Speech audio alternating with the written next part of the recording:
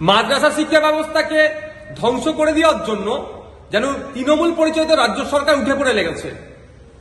পর্যাপ্ত পরিমাণে শিক্ষক নাই, শূন্যপদ পূরণ হচ্ছে না, শিক্ষাকর্মী নাই, আনুষঙ্গিক যেগুলো আছে পরিকাঠামোকে পুরো পুরো ধ্বংস করে দিচ্ছে।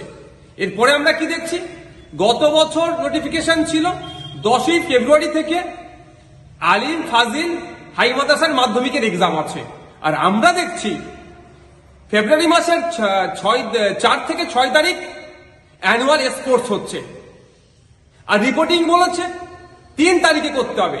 যারা উত্তরবঙ্গ শিলিগুড়ি থেকে যারা আসবেন মাদ্রাসা যে সমস্ত বাচ্চারা এই অ্যানুয়াল স্পোর্টসে রাজ্য স্তরের পার্টিসিপেট করতে, তাদেরকে 2 তারিখ বার হতে হবে। তারা কখন 2 তারিখে বার হবে, 4 তারিখ 6 তারিখ পর্যন্ত স্পোর্টস হবে, বাড়ি ফিরে যেতে 8 তারিখ লাগবে কম বেশি। আর তারা পরীক্ষা আবার তাদের কারো 10 তারিখ থেকে কারো মাধ্যমিক দেবে, কারো উচ্চ মাধ্যমিক দেবে। কারা এগুলো করে, কি পরিকল্পনা এতে আছে? রাজ্যের মাদ্রাসা শিক্ষা ও সংখ্যালঘু বিষয়ক যিনি মন্ত্রী, সংখ্যালঘু বিষয়ক মাদ্রাসা শিক্ষা মন্ত্রী তথা রাজ্যের মুখ্যমন্ত্রী নিজেই, তাঁর দপ্তরে এই ধরনের পরীক্ষার কদিন আগে এই ধরনের খেলাকে দেওয়া কতটা যুক্তিযুক্ত হচ্ছে? সুকৌশলে এদেরকে আরো ধ্বংসের দিকে ঠেলে দেওয়া হচ্ছে। এমনি শিক্ষা ব্যবস্থা মাদ্রাসাকে ধ্বংস করে দিয়েছে।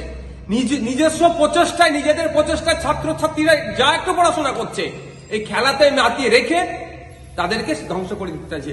হয় অনেক ছাত্রছাত্রী খেলাতে পার্টিসিপেট করবে না, আর অন্যথায় যারা পার্টিসিপেট করবেন তারা প্রিপারেশনে এক্সামের ক্ষেত্রে তাদের সমস্যা হবে।